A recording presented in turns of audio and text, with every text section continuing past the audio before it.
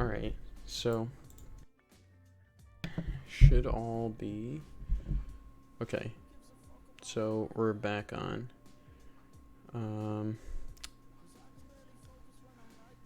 says I'm dropping frames. I'm not sure why that is, but anyway, I'll just assume that that's not a big problem. I think that probably has to do with performance, but whatever. Alright, it says it's healthy now.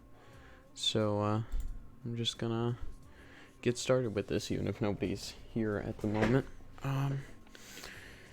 So right now we've got, this kind of self course altering thing going on with them. What I do want to do is I want to turn up the sensitivity so that they can sort of change a little bit faster, so it doesn't look like they're just, bullets or like particles just going in a straight line until they hit something.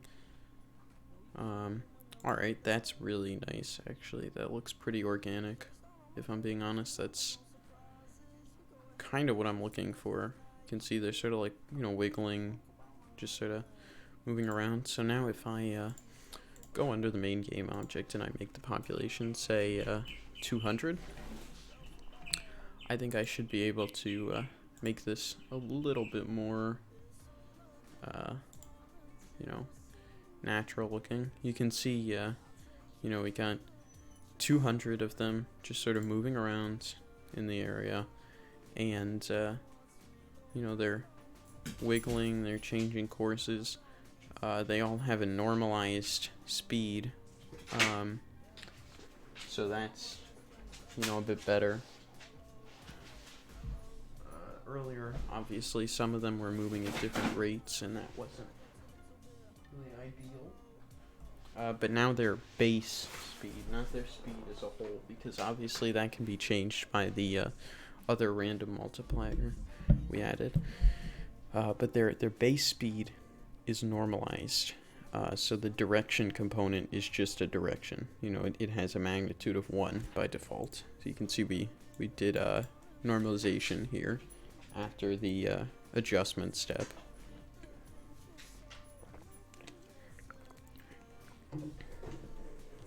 So, yeah, that's all accurate.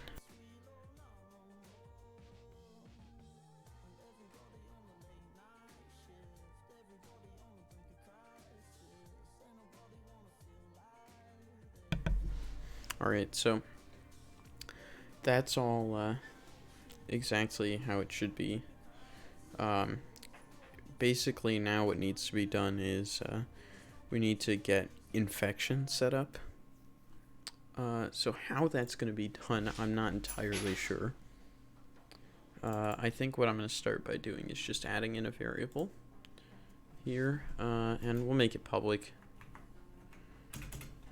And that's going to be our public boolean, or yeah, it's bool in C#, infected equals false. Actually, we'll say, yeah, that's what we'll do. For now, that's what we're gonna say.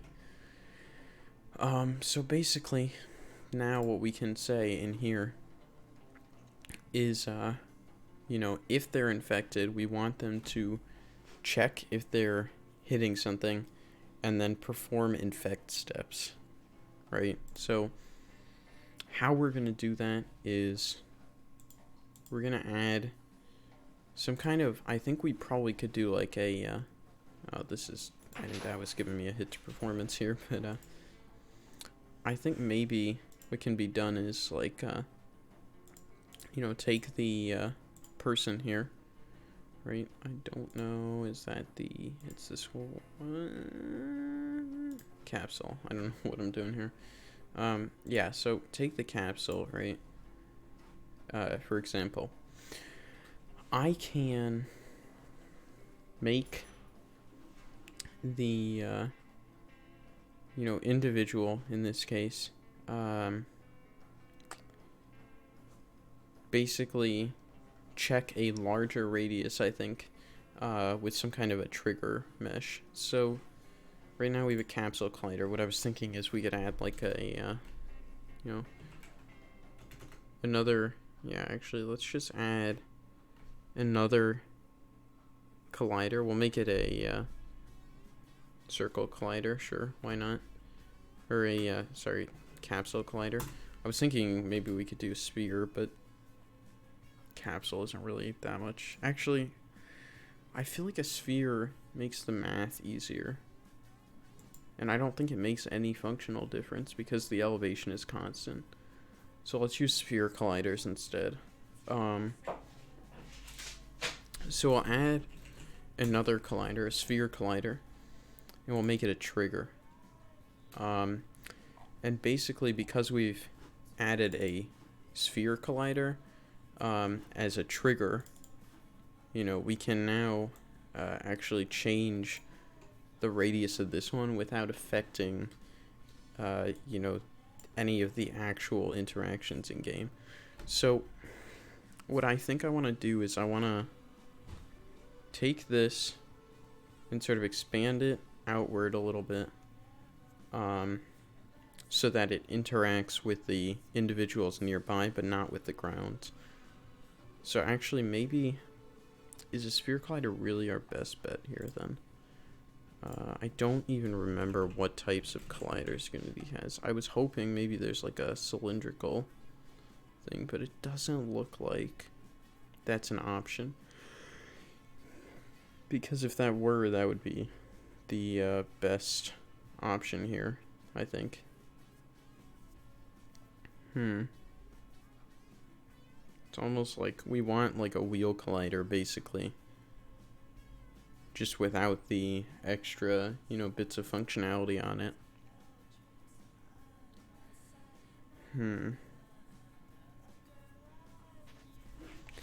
Is there, I don't know. We can add a cylinder, so what does that...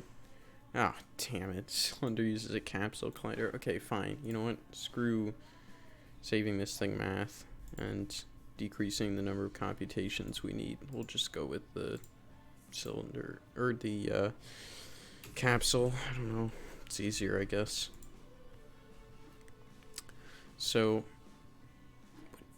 oh, I want to delete this, actually. I don't know why I left that in there. So, we have a capsule collider on this now. What we can do is just increase the dimension of it. So actually, I want to make the radius like 1, I would think. The height is going to be 1. And of course, because it's a capsule, it's going to be annoying. Gosh, Unity sometimes it's just like, that is really annoying.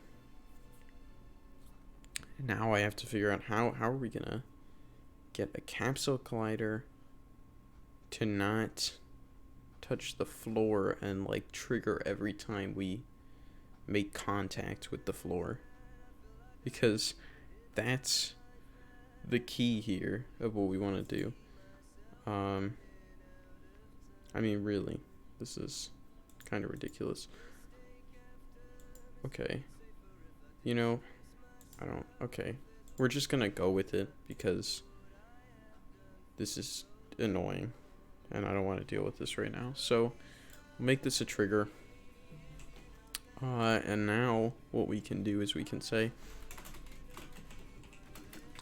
void on trigger enter, I think is what it is.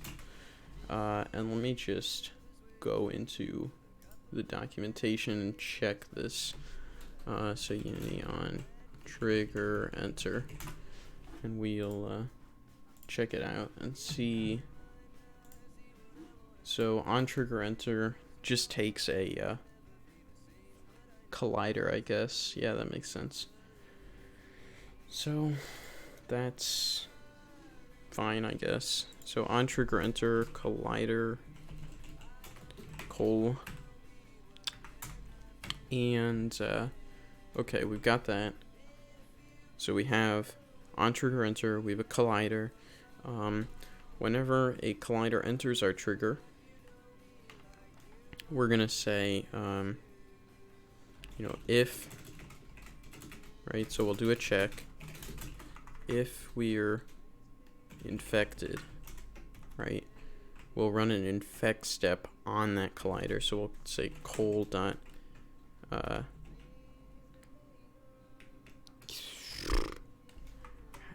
oh, game object. Yeah, that's what it is. Col dot game object dot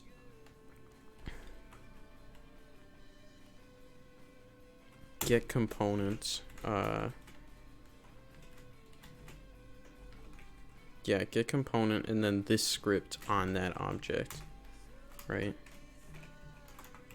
And then we'll say dot. Okay, so we have this already. So we'll say if game object. So if it has an individual, right? And we'll call this, we'll say individual goals, this, and then we'll just say, if we have an individual IND, and then now that we've asserted that we have an individual, we can say, IND dot infect is what we're gonna have a new method called infect. And then down here, we'll just implement that method. So public void infect. And basically, when we call this infect method, we want to do some checks, right? So every time infect is called, we are going to basically roll some dice. So we're going to say if not infected, right? So if we're not already infected, we'll say like random roll. So if random dot range, or yeah, random dot range, I think is what we have to do. Is there? I don't know if there's another that we can use. Anyway, random dot random range or dot range, 0f, 1f, right? If this is less than 0.05f,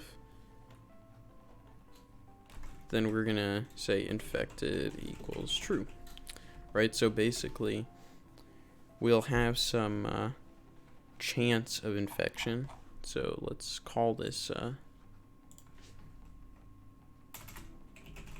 public const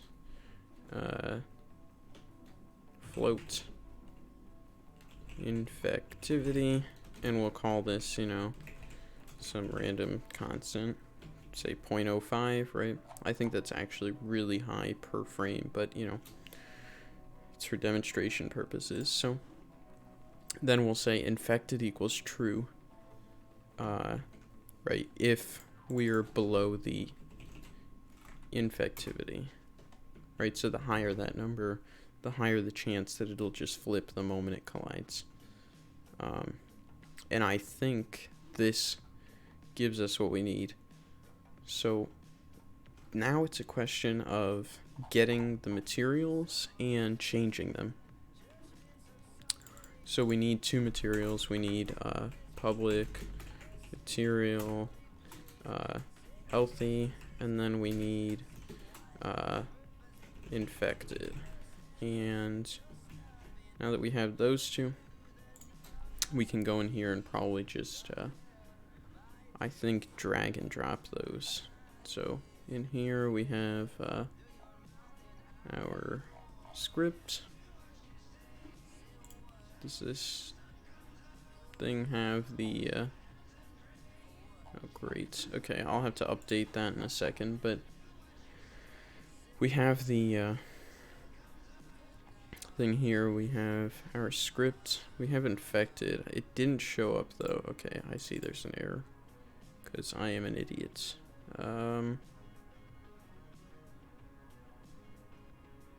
Wait, why is that causing an error?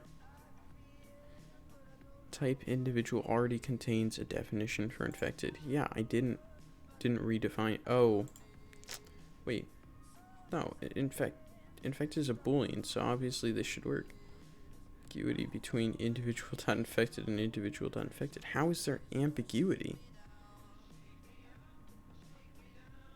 What do you mean material?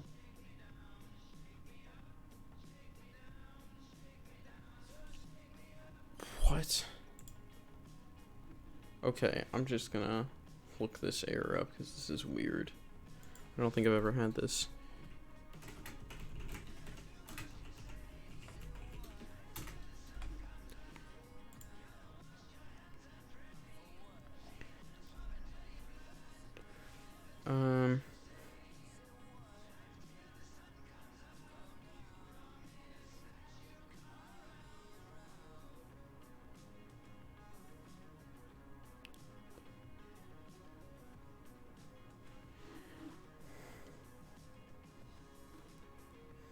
So ambiguity between the two. I don't know even what that means. I've never seen this error in my life.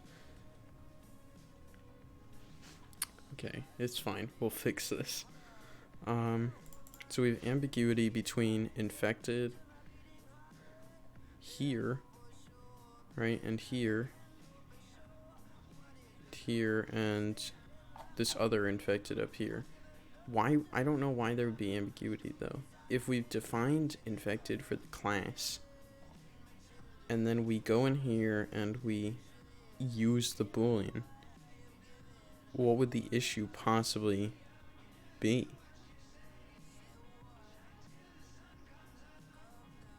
These are the same two. Maybe if I say this dot infected, does that help? No, it still says ambiguity. I'm not really sure what that's supposed to mean, honestly. I'll keep looking, I guess.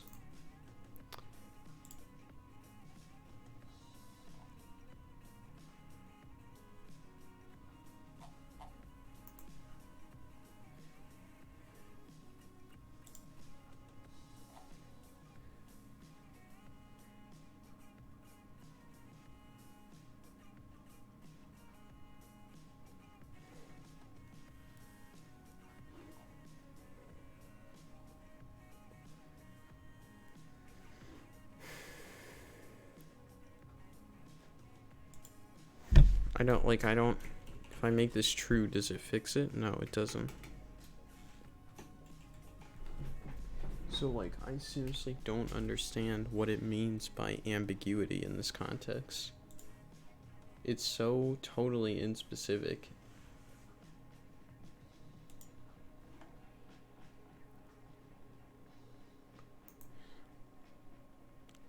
I don't know what they mean.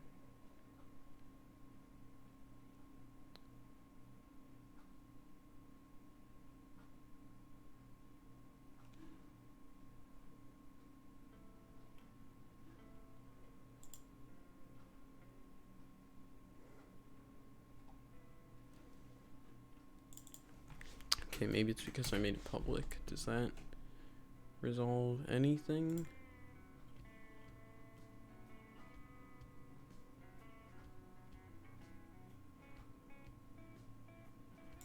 Okay, fine. Let's make it private then. Fixes nothing. Where does it already contain that definition? It doesn't. It doesn't. It doesn't contain it anywhere. What are you talking about? Oh. Gosh, I am such a moron. Okay. This has to be one of my worst moments. That's such a stupid fucking gaffe. Okay. Healthy. Sick. There we go. It's all fixed. Okay. Now that that's done, we can just move on. That was... Woo. That was so painful. Okay. Gosh, okay. Now that we're finished with whatever that was. can create another material for a sick person. So we'll make a material, set the albedo to red. We'll just call this sick. And we'll go into our capsule and we'll just add healthy and sick as our materials. And we're making progress finally. Okay. And I think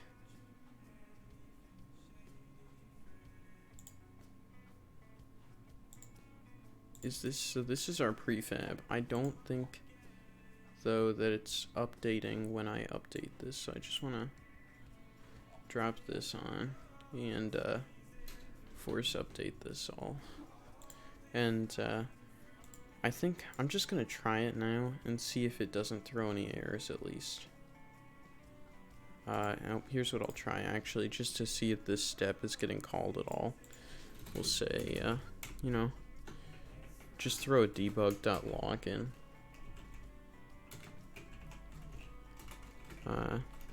Say test. Hopefully we get 1,000,000 of these calls that are just saying, you know, test, test, test, test, test, all the way over to the fucking moon. Okay. No? Nothing? Are you kidding me?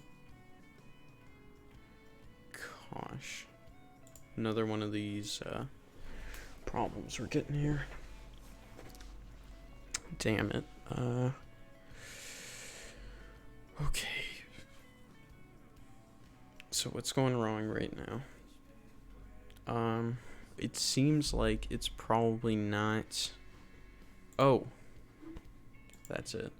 None of these are set to infected, so I'm just gonna go in here and manually make this one infected. And we'll see if they sort of cause some movements in the population at all. Someday, maybe? We'll see. Come on, buddy. You can do it. No? Not a fan? I don't blame you. Okay. Well, at least we know that it doesn't work. Because this is clearly not happening.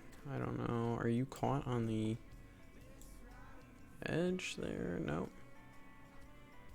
Okay, so I mean, at least we can see it's moving around properly. I just am not sure if this is properly infecting the rest of the population. Like, are we getting any sort of...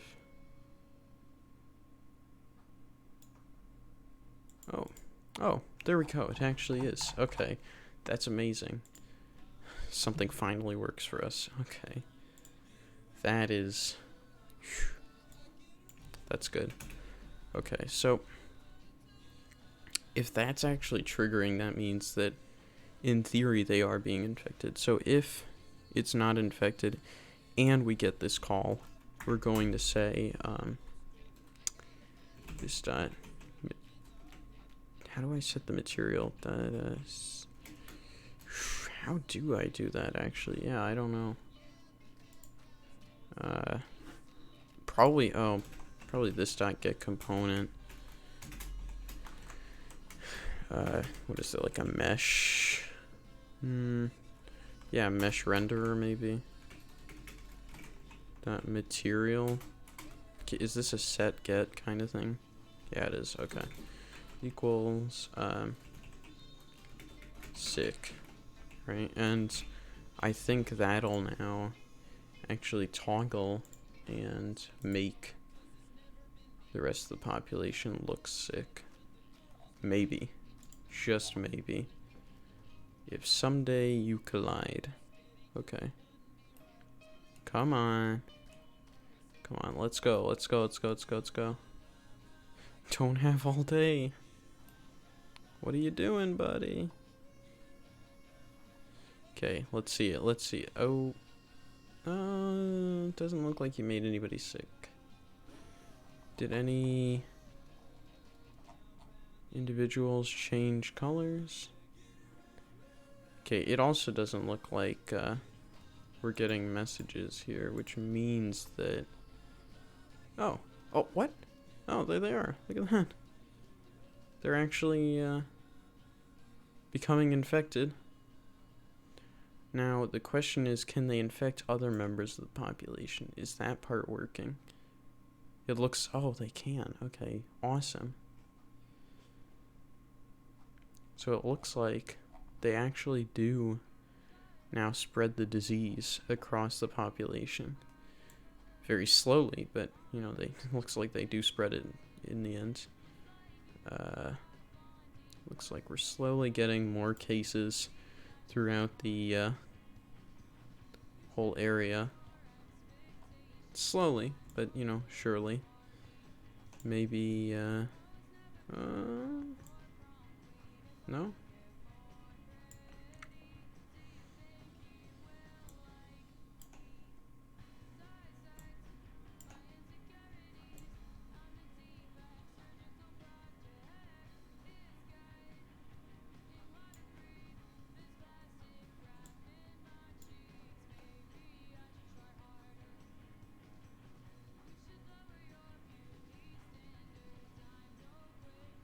Oh, I think I just witnessed an actual, oh, there you go.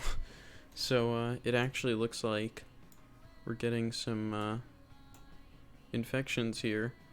You can see a good portion of the population has been infected already. That's really cool, actually. So they're doing it, certainly. And, that is so interesting looking. You can see they're all sort of spreading it around. So now what I want to try, actually, is, we got patient 0. What happens if we make the population, say, 500, right? Higher density. And we increase the infectivity. What I want to do, though, is I don't want on trigger enter. I want, like, any time when the trigger is there, I want it to potentially infect, right? I don't want just on entry. Trigger. Is there a way to just get, like, a continuous... Other than, you know, putting in a list. Which, of course, I could do. It's just, that would be really expensive to do with all the, you know, individuals I already have out.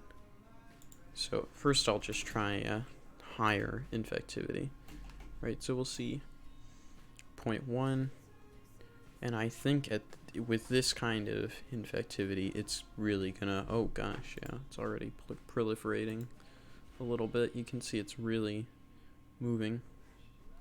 Certain areas of the population over there, you can see they're interacting, and watch this one, see if it infects any of them. I mean, it's clearly spreading around because there are now hundreds of infected individuals, and yeah, this is exactly what I had hoped would happen, actually. This is really nice. Wow. Yeah, this is cool. This is so cool. Okay. So what I want now is for them to basically have an instance of the manager so that they can then report back to the manager, you know, this is my, you know, situation, this is what's happening here, right? So that's basically what I'm trying to figure out, is how to... Ooh, is that the last healthy individual? Not for long, I would think. Oh no, that's not a healthy person. That's actually the first case. So what I'll do is I'll actually make this one start out sick, because otherwise it'll be really confusing to see this later. Right?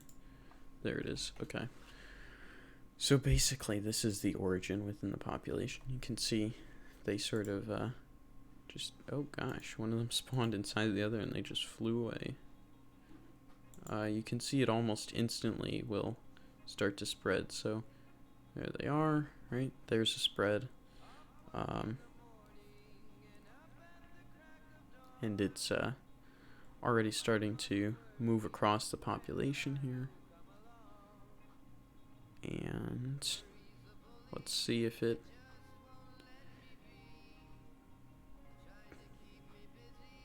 gets across. So you can see it's starting to spread over there a lot in some of those really clustered areas. This one's not so close to everyone else. Oh, there's an infection though. And you can see it's really, I think now is when it's hitting its critical mass, so it's really going to take off fast. So you can see it's moving fast across the population. And yeah, it'll be interesting to see if this really moves across here. Wow, yeah, there it is. That's really interesting, actually. So you can see it's it definitely is working. Certainly, the population definitely seems to actually, you know, infect itself, and that is so sick. So basically, if I wanted to, what I could do here is just expand the area, put in way more of these, and then try it out. And we could see like a really nice growth curve, I think. What I do want to do is make it time dependent, so the longer they're next to each other, the more that spread occurs. But I'm not sure if that's even necessary, honestly. So basically,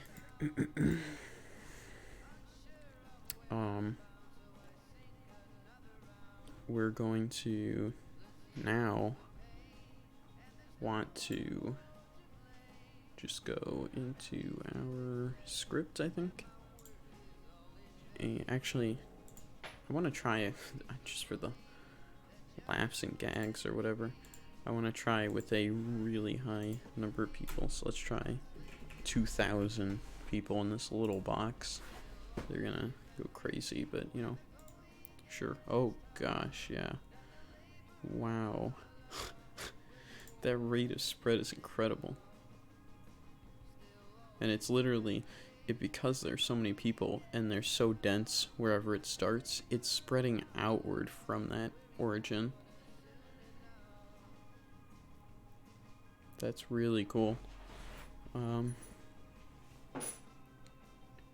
Yeah, that's incredible.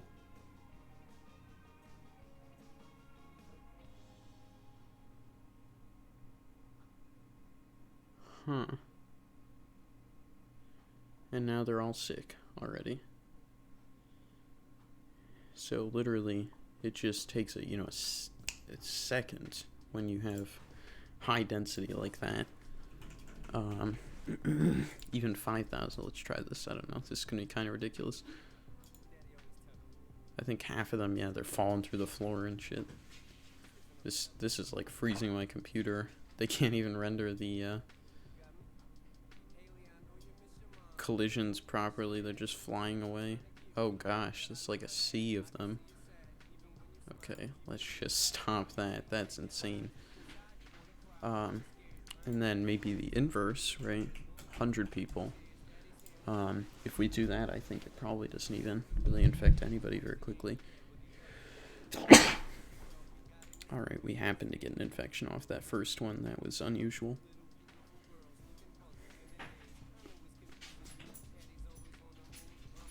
Yeah, it's acting really nice the way it's set up right now.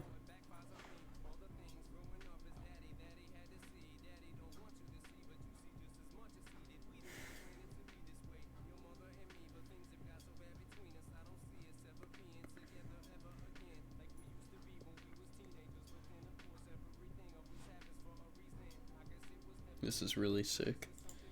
Like, Not sick, like, you know. Anyway, this is so cool, though. Like, this is super cool. So you can see, I mean, it's dramatically slowed with less people, because you have significantly less collisions, right? There are less interactions between individuals, and therefore there are less infections. So, you know, obviously you can see here, sometimes, you know, they go, you know, around each other. They even collide, they go unscathed, right? So there, that one just, you know, ran into the infected person, didn't get anything, though. And when you have a small population, you have, you know, significantly less infections. And that's why you're going to get that weird kind of, you know, difference that's almost like perplexing to the, you know, extent that it's incredibly different between densities. Let's see. You know, if we double it, it probably increases far faster than that. But basically, you know, the point is, I think the ideal number for this region is probably around 300. With 1,000, you get infections so fast, you know, it doesn't even... It's a joke, you know, like you can see over there, they're just multiplying. I mean, really fast. Actually, this might be a really good one to show the logistic curve, kind of.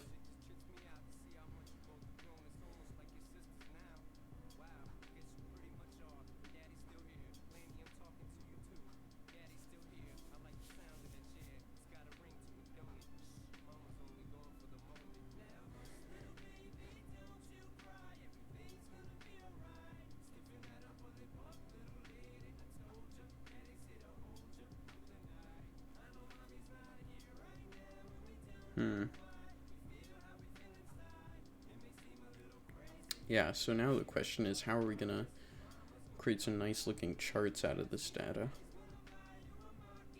Right? Basically, how in real time do I do that in Unity?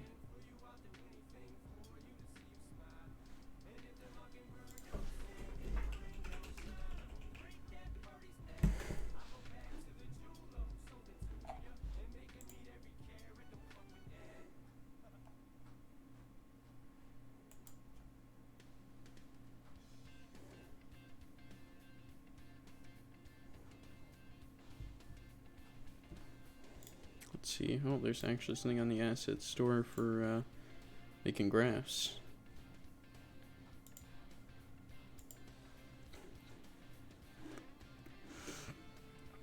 So what I'm thinking is maybe what we can do is put the camera like here up a bit,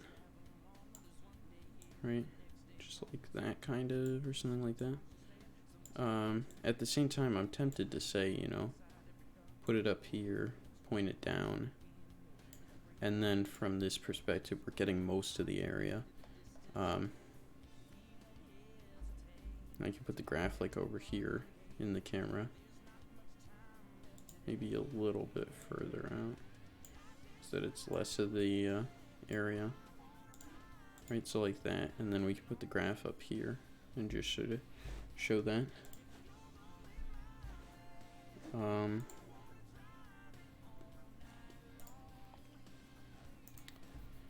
Oh gosh, the graph software is really expensive, actually. That's dumb. Okay.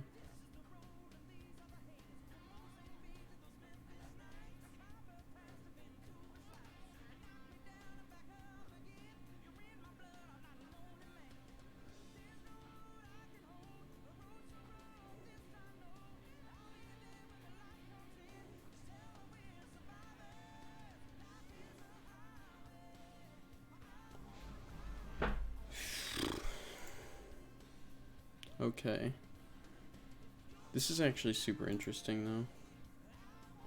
Because now if we run this, you know, they're clearly spreading at a reasonable rate, and it looks decent. It looks how I would want it to, I think. I'm not really sure how I'm gonna graph anything. So I've never really had any reason for which to graph stuff in Unity. But I guess we'll figure that out.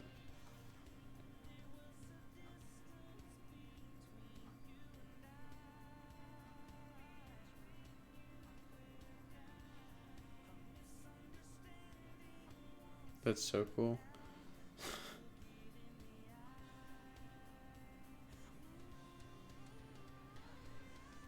Oh, that one's gone through like, hell. And just totally been unscathed. Oh, there you go. It can make it for a while, but not forever. All probabilities eventually gets to them. There you go. Now they're all infected.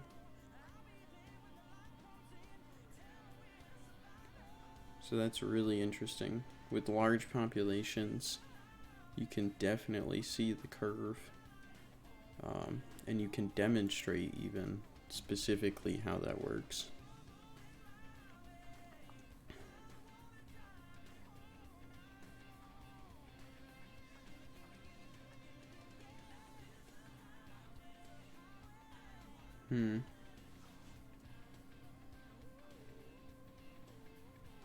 So I'm gonna have to figure out how I want to produce this kind of thing. I've never done a video where I'm trying to like produce actual, quality content like this. It's a foreign concept to me. The issue here is production value because I don't really know how to edit anything, but the software is cool. I mean, it clearly works, so, that's exciting. What I don't know if this infection rate is ideal. This might be like a little bit off, honestly. Because it's really high, but the question really becomes like, is that what I want? Do I want high infectivity to demonstrate how quickly these things can move from 0 to, 100? Or do I want something lower that makes it a little bit, more drawn out so it's easier to sort of process what's happening? I think there's almost an element of like, this is how fast exponential growth happens. Well, logistic, but you know what? That's the point. Like, even if I make it half, I think it'll probably still be pretty fast. So maybe I could do that. I'm not sure. Just for the video, I'm not sure how I would even want to sort of demonstrate all this.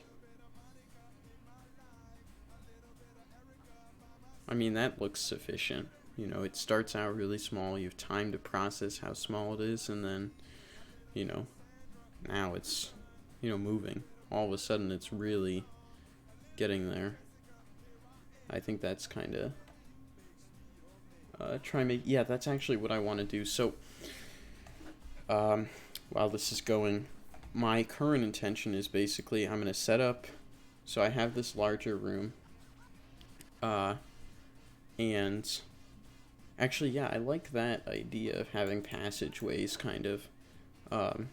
My initial intention had been to just use a probability to calculate their chances of crossing, but actually, yeah, we could use physical openings in the border and then use that to control the probability of crossing over and infecting another region. So yeah, thank you. That's actually a really good idea. So I'll have to figure out how I want to do that. The other thing I'm trying to do is I want to export all of this to a .csv file and then take that and be able to put it into Excel and plot all of the data for the video so people can see, the chart of it alongside what's happening in real time. So I have to figure that out as well. But this is, first steps here, so alright, so I think what I'll do then is I'll save this as its own thing. I'll copy the scene, and then I'll make another of this, if that's a thing. It doesn't seem like, I may have to go into my actual, files to do this. No, that's okay. I don't mind that. I just need to figure out where I saved this thing so that I can do this. What did I call this? Viral transmission. Not sure what folder this is in, honestly. Maybe go to recents? I don't know. Owner, viral transmission. That's just a random. Not sure that's what I want. No. Yeah, where is this saved? Will this tell me maybe? Oh, I see. I can copy the path though. Yeah, that's what I want to do. So I guess I saved it in. Oh, I saved it in like the root. Not sure why I did that, honestly. Okay. This PC. C drive. Users. This is quite frustrating to try to find. Let's see. It's in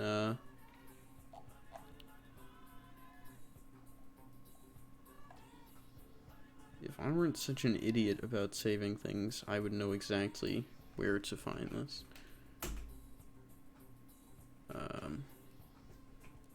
Damn it. I don't know how I managed to save this thing so that I can't even, like, find it. Okay, let's try this. Let's try saving it as. So, it's in here, I guess. Let me try to grab that. Okay, there we go. Now, I'm there. So, it's in viral transmission. Okay. Assets, scenes.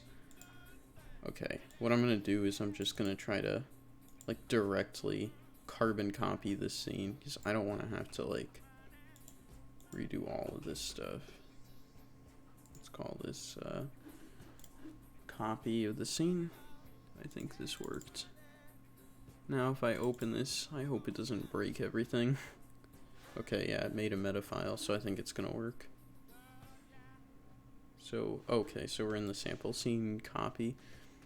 So what I want to do is I want to have two scenes, basically, because, so this one will be, borders. Because I don't want to just have, like, one scene and then do all this in there.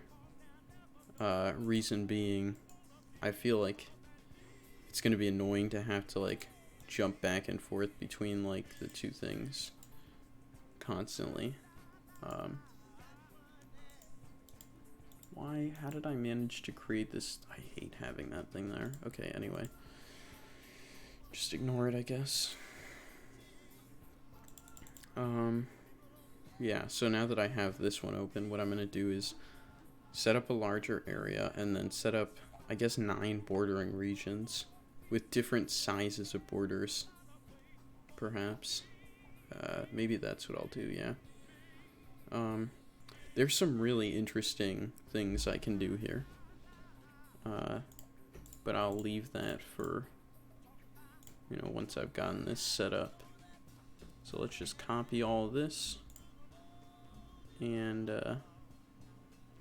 actually what I think I should do is I should be putting this under game object. So we'll call this, a region. Because then what I can do is I can just take the region and I can put this all, you know, hierarchically under it. And then I can just copy this and paste them in different locations. So we'll move this one over a little. Like that, I think, is maybe what I want. Is that? I think that's what I want. Not sure. Okay, so this one's at Where is this located? Oh gosh, what is it? I don't know why it's doing it this way. Oh, okay. It's based on how I decided to put this in. I want all of these to be moved relative to that. So this one... Darn it, how do I plan to fix this? Oh, I know. Okay. Before I, parent this, I want this at the origin. I did not remember to do that. So let me take all this, put it under the region, copy, paste, and then, move it over by 50 units, or 100 units, yeah. So, 100 units in this direction, and then what we'll have is we'll have, a second region. I don't know how many regions I want. Maybe 4 is enough, I think. That sounds sufficient-ish. Actually, maybe I'll do the full, 9. And then what I can do is I can try different populations in each individual region and demonstrate how that kind of works. The only problem with that is that we're going to end up with a simulation more of like immigration than anything once, some of the larger populations have a higher probability of spilling over. That's actually like a diffusion simulation, more than anything. I'm not sure how I would want to do different populations. Maybe like a one-way movement, or like a limitation on the number that can move through based on the population in each region. I don't know. I'll figure that out later, I guess. Right now I'm just going to set up two regions, I guess, with a separator. So we'll get rid of this wall of this region. And then for this one, actually, yeah, that's what I'll do. Yeah, let's get rid of the wall here. And then in here, we'll take the third wall, I think, yeah. And just change the size, right? And it's not a rounded number, but this is basically how you would want it to be, I think. Yeah, so, wait. Oh gosh, I adjusted the box collider, but nothing else. Okay, let's just think about this before we do it. So instead, I'll make this 90, right? And then I'll move this over by a couple of units. I think it should be 4.5 units total movement. Or maybe 5? Yeah, 5 units, because how much we used as our decrease. 5.5, yeah. Yeah, okay. So, got that. Now, basically, we have a small chance that individuals will cross over naturally. And what that means is... Actually, okay. I forgot to change the dimension for that aspect of things. So, we'll have to go into the script and specify that. So what we want is basically this dimension to be specified as being out to here.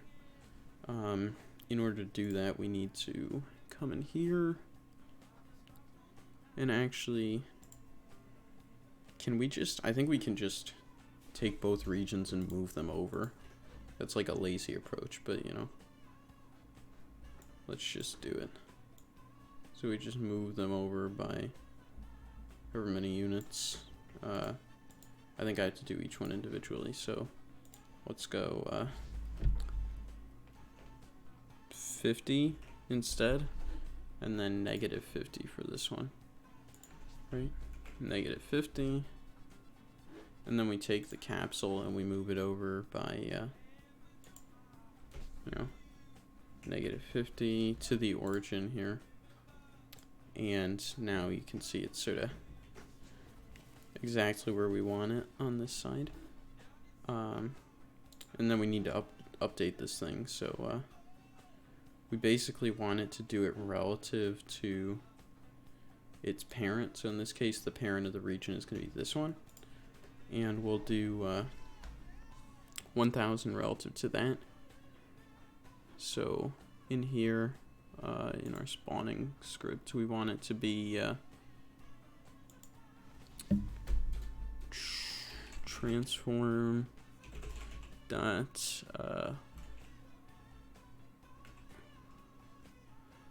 what is it? Transform position, transform vector. So transforms from world to local space. We actually want an inverse transform vector, right? Or is it? I think it's a point actually. Yeah, inverse transform point. So we can transform the positions, and that should. Oh wait, what is it? What is it asking for? Oh, should have added that only around this bit because we're overloading. Okay. Now that that's done, it should instantiate relative to its location. So if we do this, you should see they all sort of populate around here.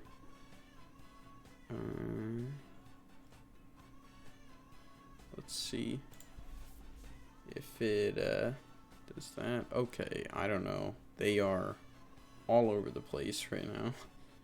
That was pretty insane looking. I don't know why some of them spawned up there. Whatever. That is not the point. So definitely it didn't do it relative to the oh wait, actually I didn't reset this thing's position, and now that I've done that, that should be fixed. So that's better overall. So let me take that, and now I have to just change the parameter here. So we want the position on the x-axis, I think, to be anywhere from -100 to 100, I think. Right, so let's go 98 instead. Right, and now that that's set up, we can test that this is at least putting them in correctly. And also you can see now they're diffusing across the border, slowly but surely. So now that we have that, we can take this, just paste it in here, and put another 1,000 people over in, you know, whatever this other region is. So let's make this zeroed relative to that, and let's put it in. And you can see now we have patient 0 in this region, and you know, okay, I don't know why some of them are falling through. I think that's because I used a plane, and I'm probably going to need to change it. Because for some reason, planes colliders are really finicky in Unity. But you can see it; they're all getting infected here. Obviously, in this region, still 0. Not sure why on this border there are so many of them. Like, okay, I don't know what's going on there. That's some black magic. It's transcending borders, I guess. That's its own level of weird. I think I made the colliders too large. So let me, actually, here's what I'll do, is I'm just gonna make the wall thicker. I don't care. It would honestly be too much work to fix the logic for this. So we're just gonna do that. We're gonna pretend that it's alright that way. So I set it to 4, so we basically want to cut Yeah, we basically want to cut like 4 times that amount. Yeah, they did. It's because the colliders are way too large. And also they were getting stuck in the wall, so I don't know. We have some kinks to work out here. Oh, I know what's wrong with the... Darn it. I am an idiot. The problem with the wall is the individuals are set to hit the wall and then rebound because it's at the edge, not because it's the wall. So when we hit this wall, since technically the boundary is over here, and also over here, they don't change directions, and so it just breaks. So I need to check if the collider basically is the wall. Now the question is, can I just do... I think I can just tag this as wall or something. So I'll add a wall tag, and then I'll just tag this one as wall. Right? And then basically when they hit the wall, they'll change directions. And we'll just hard code that so that it doesn't break in the future. So I think that fixes that. So now if we say if they collide here, we can just check if col dot game object dot tag is wall, then we can just do direction dot x and then reflect it so that they turn around when they hit the wall. They're still going to infect each other through the wall for now, but basically I'm just checking that they don't all get okay, I don't know. That's a mess, but you can see they're now not really having the same problems. Okay, that one is... I don't know what to do about that, but cool. There we go, it's back onto the ground. So you can see, I think they're not getting clumped up at the wall anymore. So I think basically the problem is solved. Yeah, they're definitely not getting clustered too much. And I think, so see, basically what this demonstrates, I think, if we came up with 2 graphs for each region and then a composite that's the sum of both using like Excel, you could see there are no cases here, and then all of a sudden in this region we start getting a ton of cases all of a sudden because it's importing cases, right? So they're exporting cases over to this other region, which is then, not only getting cases from this one. Yeah, it was. I think it just fell off somehow, though. I'm not even sure why it stayed on top of the wall, if I'm being honest. Yeah, they're exporting cases, but on top of that, they're getting a ton of their own infections now. And so the curve, the logistic curve, if it's kind of like it looks exponential at the start and it levels off. It levels off because it hits this region and it, stops here. But then eventually you get cases imported and you get another exponential for the other region. So that's what we're seeing. That's why it, that's how it would look on a graph, I think. Which is really cool because you can see it playing out in real time here. And I'll just have to, next time I think what I'll do is I will make this space smaller. You can see they're almost all infected. It's getting very, very close. There are a few of them who are somehow resisting. Now what I need to do, though, is implement recovery from the illness, right? So basically, we want not only infections, but also the other factor in, viral spread, which is the ability for infected individuals to sort of, make a recovery and then no longer be infected within a short period, right? You should add in death rates and recovery rates, death black and recover green. Yeah. So with death, I think what you would do is probably just, I don't know how. I think death, you probably just delete them, like destroy the game objects, and then you can see in real time the population get smaller. And then recovery, yeah, that's what I'm trying to do basically, is determine, is this I guess what you do is, the moment, so I'll add this in just as a placeholder for later. So we'll say, public, actually we don't need it as a pub, well, I guess we should do it that way, but,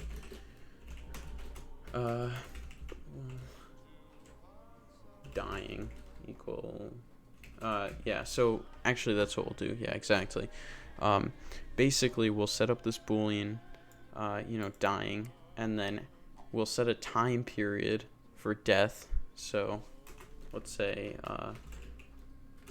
float death time equals, it can in some cases, but I think we're assuming these are within somewhat developed countries, and so basically, okay, I'm just gonna tell you right now, I'm off school right now, off college, because of the coronavirus. So that was kind of my inspiration for this whole thing. So I'm kind of trying to simulate the circumstances we have now, and I think with death, when somebody dies of an illness in this society, it's unlikely that they're going to infect more people because our hygiene is good enough that we usually just dispose of the body. So what I would do is probably just set some constant for death time and then recovery time, right? So during both of these periods, even if it's predetermined if they're dying or not, they can infect other people or, whatever, right? Basically, until they're dead or recovered, they can continue to infect people and they don't act as really like a buffer. But later on, if they are dead, they decrease the population density, which means lower chance of infection. If they recover, they literally act as a physical buffer between individuals and significantly decrease the chance of infection. So that's my thinking on that, for how that affects things. It'll be really interesting to see how all these factors play out on a curve. So now what I wanted to try was basically to make this like literally a tiny gap. So like maybe like literally one person across, or like maybe a little bit more, but like virtually, nothing. I think that's how you do that. Yeah, looks about right. Ooh, I just got a great idea. Game. You play as a patient and your goal is to either get as many sick.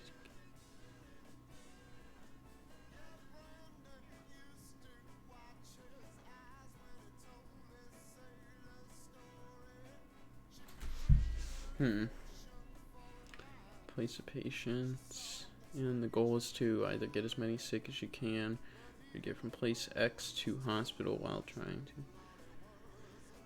I see. So like basically just trying to like optimize your initial position based on like the population density in various regions. Yeah, that makes sense. Yeah, simulating this stuff is really interesting. You play as a patient. I see what's happening here. They're all spawning inside of this thing. That's why they're ending up on top. I am a dumbass. Yeah, so do you, I'm assuming then you're saying you would, like, play as the patient and basically try to move around, like, navigate, a region, like, manually and try to play to one of those objectives. Let's see. Are they, I don't think they've had any spread over there.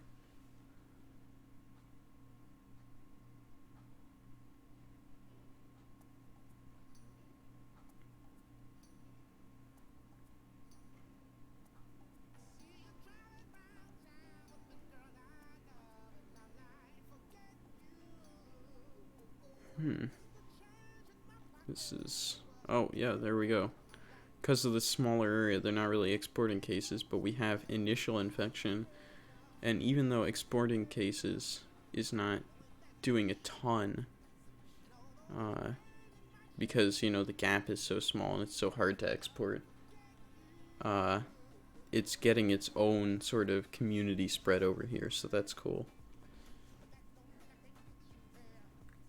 Yeah, I see what you mean. I'd actually been thinking about the ways in which this could be used in a game earlier. Though I'm not entirely sure. I didn't really come up with anything meaningful at the time. Though I was just doing something else at the time. I was thinking about this idea for a couple of days. I really wanted to try and see how this would come out.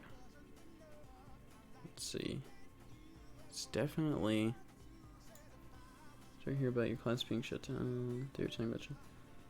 Yeah, I mean, it's not the biggest deal.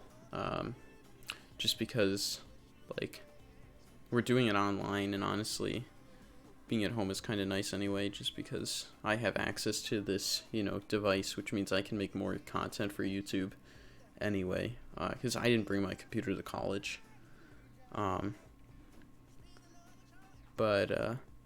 Yeah, it's kind of weird, honestly. It feels kind of surreal, I guess I would say. Which is the impression I've gotten from other people in terms of the general feeling about how this is overall. Yeah, so the smaller gap definitely makes a big difference, because you get initial spread, but then even, you know, and whatever that is, I really need to just fix that bug now. Well, if the goal is not to infect people from that point, maybe it's basically a stealth game. Yeah, I guess so. The only difference between a stealth game and that would be, that the people aren't actively seeking you out in this. So I guess the most realistic way to make a game like that would be to make the population density very high, and then to try to basically force you into a situation where you have to come up with a solution to that.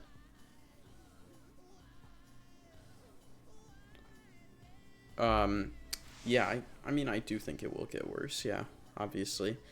We haven't really done much to contain the spread, especially in the US. But there's not really anything I can personally do, so I'm just sort of watching from a distance. Let's see. Yeah, no exported cases yet there. Possibly going to need... I think... I don't know what their hospitalization rate has been. I guess you're probably going off of the 20% and then 150 million figures. I would say that's maybe on the aggressive side, but yeah, it's definitely going to exceed our capacity in the United States, I would think. This is really interesting looking, actually. There have been literally no exported cases in this one. Yeah, I know, the grocery stores in our area are just empty. I mean, there's literally nothing left. This is weird, actually. I want to see the barrier. It looks like they're just getting so close. Oh, there's one. There it is. Looks like, no? Yeah, I don't know what's going on.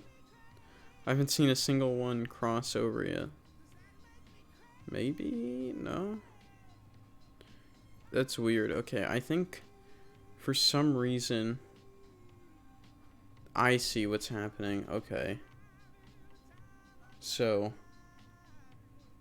thanks, yeah. I don't know. That's weird though. Okay, so there's definitely an issue here, which is they're not reflecting away from the surface. So they're when they cross over, if they hit it, they're reflecting back. That's why this border's acting so weird. Because they basically have to thread the needle all the way through, where they reflect back and come into their own regions. I'm not really sure how I want to fix that. Because I was just basically going to assign like a direction to each of these walls and then say, you know, this wall is... Yeah, they did, but what I'm saying is basically like, in order for them to cross over, they literally had to be perfectly aligned in this direction and never touch this wall. Because the moment they collide with the wall, they literally flip back this way. Even if they collide while going in this direction, they don't. Yeah, it's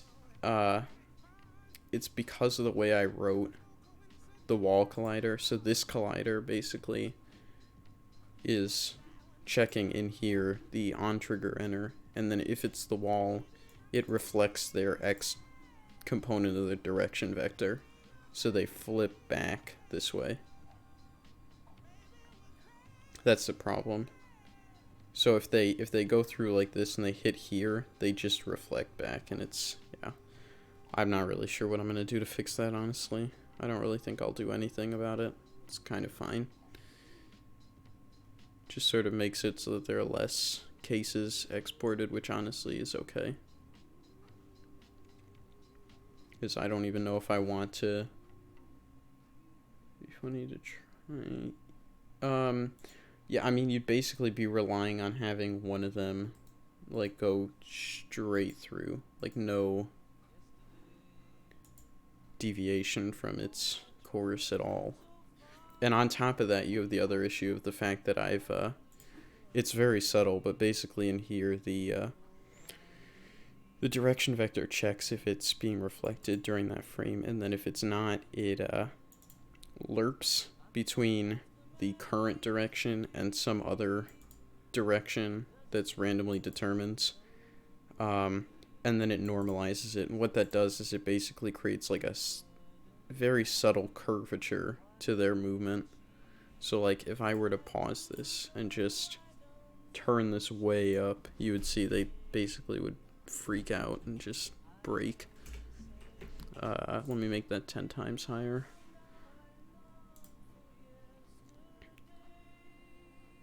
It'll probably look totally insane, but yeah, you can see they're like squiggling now because the lerp is so violent.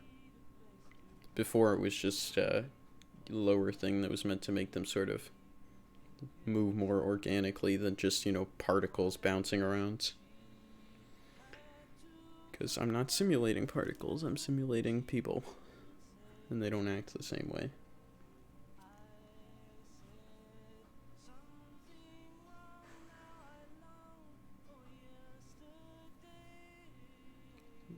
Have to improve the AI so it would check for walls if walls are on both sides. Yeah, that, or just try to basically like figure out which face of the wall it's hitting.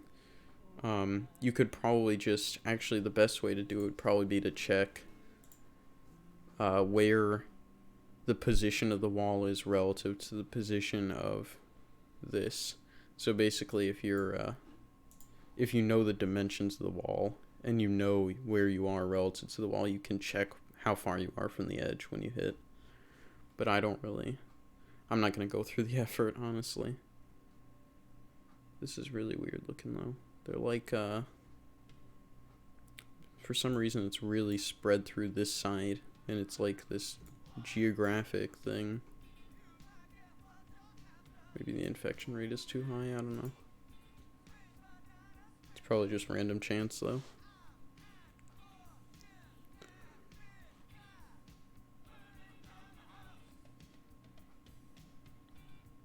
You can travel in small groups of 3 to 4 people. Yeah, I had thought about that earlier, but honestly, like, the biggest issue with some of these ideas that I've had about how to, like, make this more realistic is that, they almost overcomplicate things, because basically my intention at this point is just to make a video on this. Try to capitalize off of the coronavirus. But even then, like, the biggest issue is also that then you're adding in, you know, extra layers of complication to their dynamics. Because I'd also thought what you could do is just sort of create epicenters, so like random points. You could probably create like 5 random points scattered throughout each zone that act as like epicenters of traffic that have a slight attractive force that's like a magnetism, is basically what I've been thinking. So you wouldn't even need to necessarily create real cities. You could just have one location here and one location here. You spawn them all around it, and then you have like literally an inverse square relation of like a force that changes their direction vector to pull them towards the center. So over time they would slowly curve towards the inside.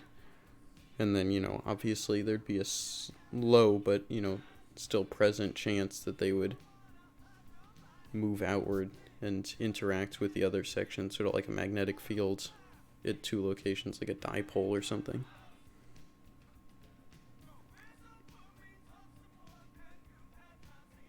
Because then you don't need a barrier like this. You can just sort of generate a more like natural flow. And then you can have smaller cities just by reducing the amount of force that you're multiplying into their movement. I think I like that idea, actually. I'll need to figure that out.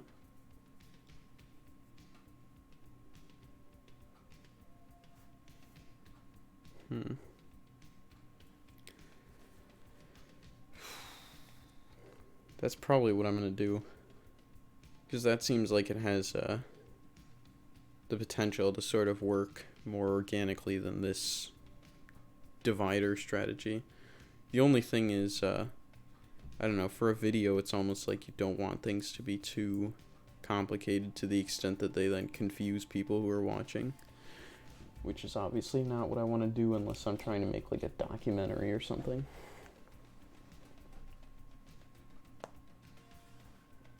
I'm gonna write this down.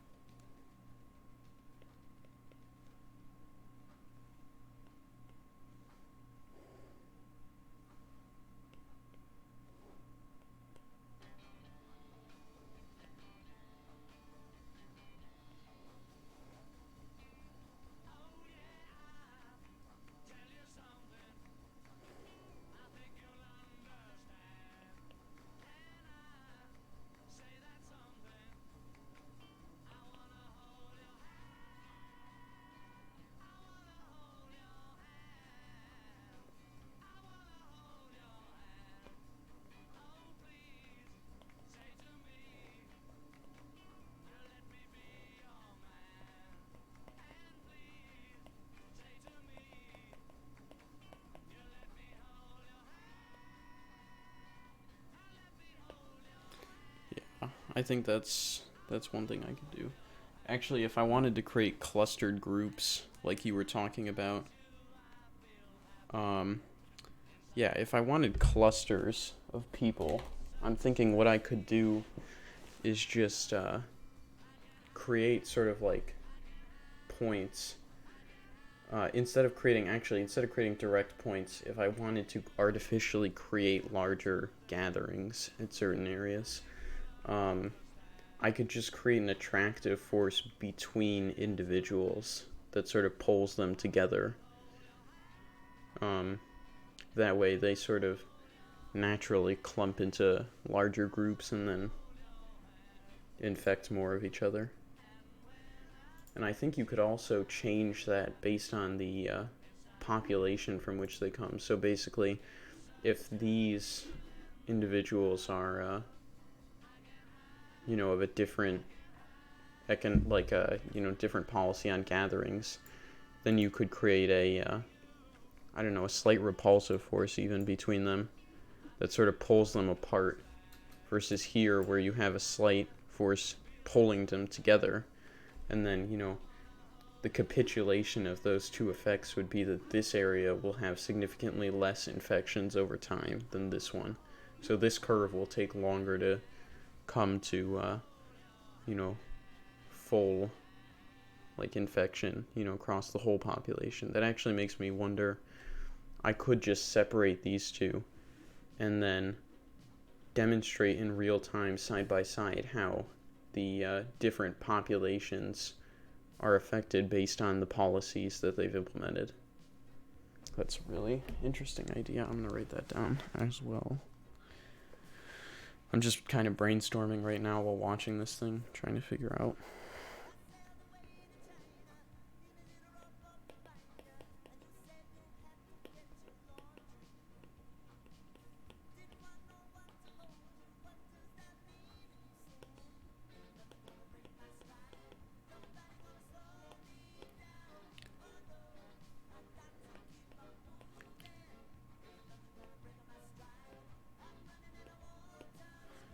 Yeah, not only different personalities, but also just sort of simulating how different countries and cities have handled policy on prevention of spread. Because essentially, if you have, you know, a really aggressive policy that bans mass gatherings, people are going to be more spread out. You're not going to have the same forces sort of pulling people together in certain regions, and because of that, you're going to end up with less infections over time. If that makes sense. So, like, actually, you could just periodically spawn in random points that draw people. Sort of like, you know, random events occurring throughout a region that draw in crowds. And then in one area, you don't do that as a control, basically. And you'd be able to see in the area that has gatherings, you're going to have more infections faster because everybody's getting together in larger groups more often.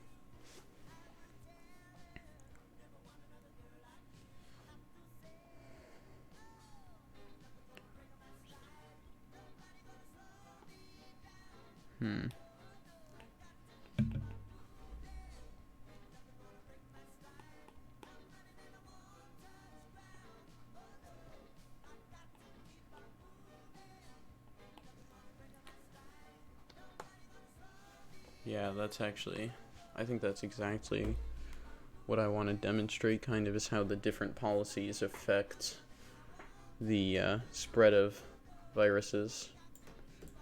Yeah, this is what I was talking about with this issue here. They're all just kind of stuck. I think what's going to end up happening is two of them are going to get clumped up enough in this area that they're just sort of going to buzz around and eventually infect each other.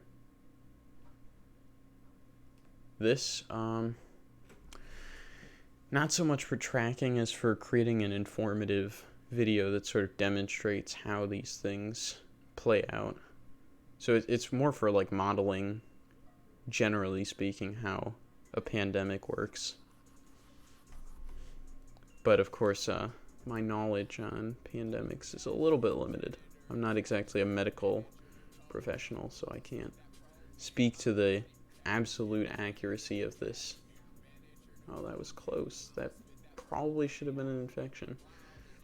The infectivity is pretty low, though, so I think it's going to take a few interactions in order for them to get it across the border, because they still have no cases over here, but obviously this entire population is now infected. Maybe I'll try, here's what I'll do, I'll just artificially decrease the ability for them to fend it off a little bit. I was talking about the link I shared. I didn't see a link that you shared. Oh, okay, so I don't know. This thing basically, YouTube just removes the links on their own, I guess. I don't know if is there a way for me to change that?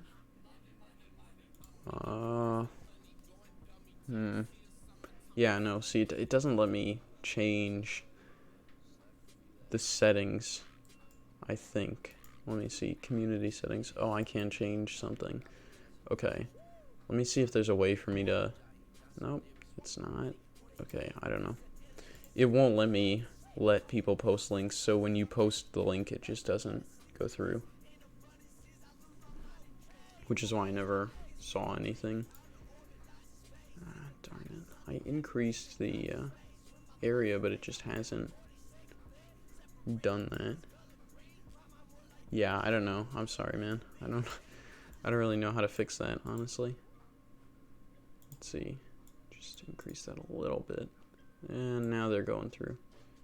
Okay, hopefully now one of them gets infected. At least it's because I made this deviation over time so high. It's like they're just spazzing out. Can't even get across the border this size. Is there an invisible wall in the code that limits infected movement? So basically, this wall here is what's preventing them from moving across. So what I'm going to do is I'll just demonstrate for you how it all works. What I'll do is I'm just going to fix one thing here because I was messing around with something and made this all really insane. Here, so you'll see if I play this now. Basically, they can't. This is just a glitch because it's spawning them inside of the wall right now. But they can't cross through the wall itself. What they can do is they can move through this little area. If I increase the size of this region, you'll see they can flow through a little bit more easily. So you see they're sort of crossing through. And the populations can basically move between each other. You can't see the difference because I didn't change the mesh for the wall, but basically, for all intents and purposes, they can go through. And you can see in here they're getting infected, but obviously they don't have enough cases yet for them to export to this region and therefore infect people in this population. But you'll see eventually they'll spread across is basically what this will show you. So you can see they just actually got cases in here, and immediately upon having some cases come across, they'll start having their own community spread on this side. So even if I now close this border entirely and stop them from crossing, you'll see the whole population will be infected. I remember the limits from... Yeah, I ended up fixing all that stuff while I was off for a bit. Because I had a revelation as to what the issues were with that previous version. Darn it, this is another glitch that's happening here. I think they're starting to clump a little bit at the border. A little bit more than I want them to.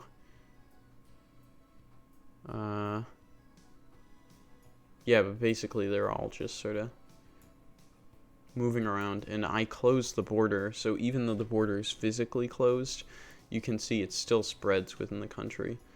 The only difference is here, at the start, you're not going to get widespread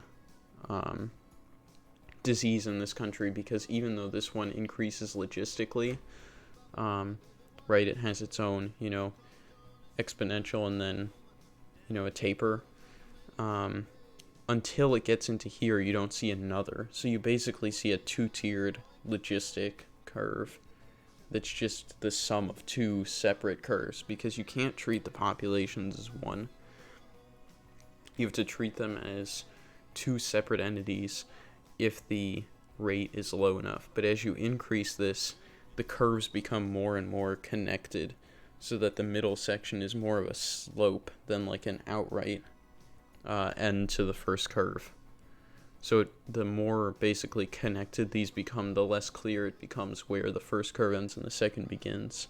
So your exponential period will increase for longer, but obviously then the logistic period will be just as substantial. So basically you'd basically turn two large curves into one huge curve that encompasses everyone if you were, for example, to delete this entire border, right? If that makes sense. It's a question of how exposed the populations are to each other. That's what determines sort of how they interact and how the curve ends up looking. So if I increase this border a bit by making this, say, like 95 or 94, and then I make this 3.5 instead, you'll see they can sort of, apart from this, glitch at the beginning, they just sort of move around, right? In this population, you can see it's starting to multiply, sort of progressing naturally. You can see this is the part where, obviously, if you watched, I don't know, there's a 3 blue, 1 brown video explaining this pretty well, but basically, this is the part that's essentially indistinguishable from an exponential curve. This is going to look exponential because you haven't hit a point at which the buffer created by already infected individuals is stopping you from reaching more healthy individuals.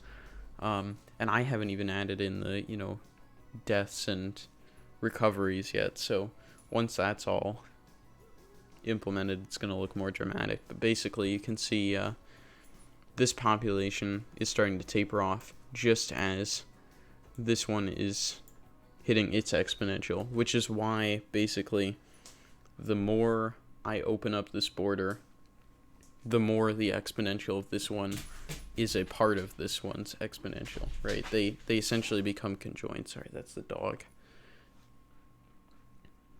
They become one larger curve that's just the composite of the two.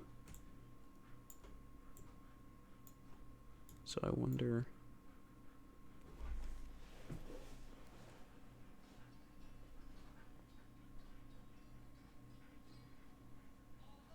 I think if I just make the border small enough, I can simulate what I was trying to earlier, which is difference of population densities between regions.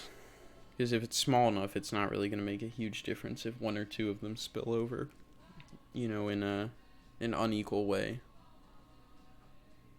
Let's see. Yeah, so, I mean, you can see here there still are uninfected individuals. Here there are none. But basically, as this one's ending, this one is getting to the, inflection point of the curve. So there, if I were to open this halfway, for example, this would basically look like one population, almost. So that's one interesting property, is basically what I'm trying to elucidate with this particular scene. I'm not sure what else I even want to do other than recoveries and deaths and gatherings versus no gatherings. But the gatherings I think I'm going to do tomorrow, because honestly, I don't even think I have the energy to do more of this right now. So I'm probably going to get off at this point. I've been on for an hour and 40 minutes talking about this, so yeah, I think I'm just gonna get off now. Okay, well, it's been a nice night, but I'll see you guys.